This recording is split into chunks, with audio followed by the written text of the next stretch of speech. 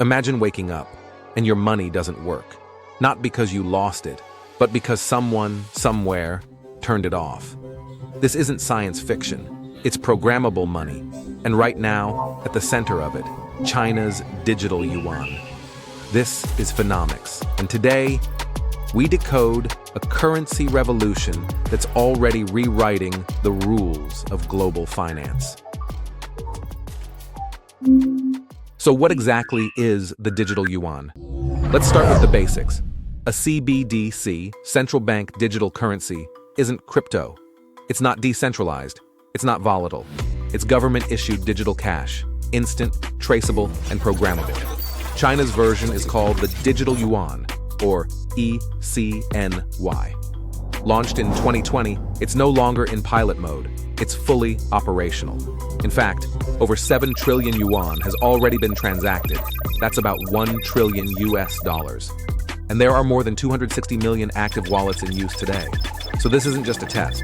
It's a working system quietly shifting how money works in the world's second largest economy. And that's just the beginning. Because China isn't stopping there. It's taking this digital currency global. Take the M-Bridge project, for example, a cross-border pilot involving Hong Kong, Thailand, and the UAE.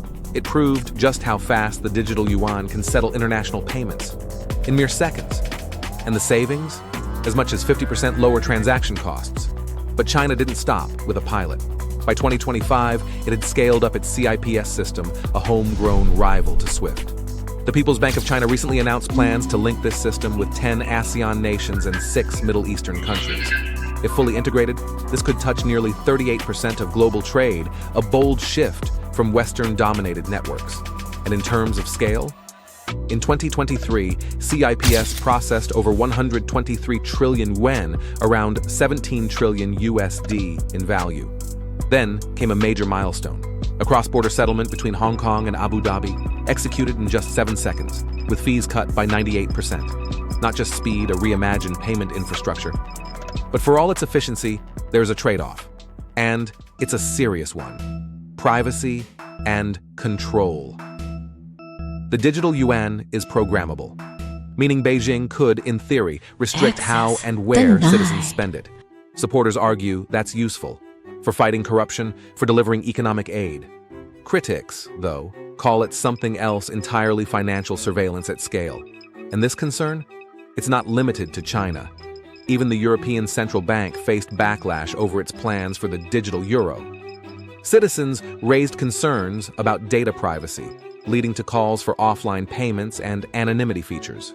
So the question isn't just, will China control your money? It's broader. How much control should any government have over how you spend? So can China's digital yuan actually replace the US dollar? Let's be real, not anytime soon. And here's exactly why. First, the petrodollar. Oil still runs on dollars. Even with some countries testing yuan payments, 90% of global oil trades still happen in USD. That's not changing overnight. Second, size matters. The US Treasury market, a $29 trillion giant. China's bond market, just $3.5 trillion. That massive liquidity gap keeps the dollar on top. Third, trust is everything. When markets crash or wars erupt, investors don't buy yuan, they flood into dollars. China's capital controls make full trust impossible for now. So while the digital yuan is fast, smart, and growing, replacing the dollar, that's like trying to outrun a bullet train on a scooter. But here's the twist. China doesn't have to beat the dollar globally to shift the balance. It just has to start winning regionally.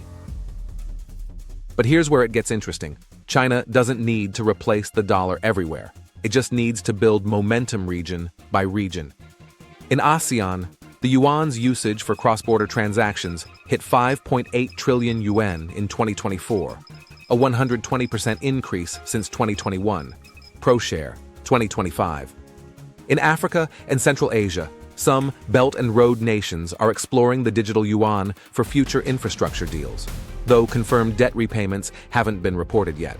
And Russia, already using the yuan to settle energy trades, bypassing the dollar and sidestepping sanctions. These aren't system-wide shifts, but they're signs of a new financial alignment. one that's forming at the edges. And just when you think it's a two-way race, enter BRICS.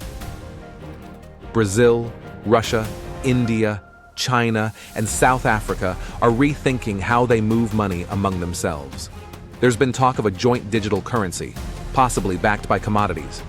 While terms like BRICS Pay have made headlines, there's no official pilot yet, only proposals. But the direction is clear. These nations want a third option, outside US control and independent of China too.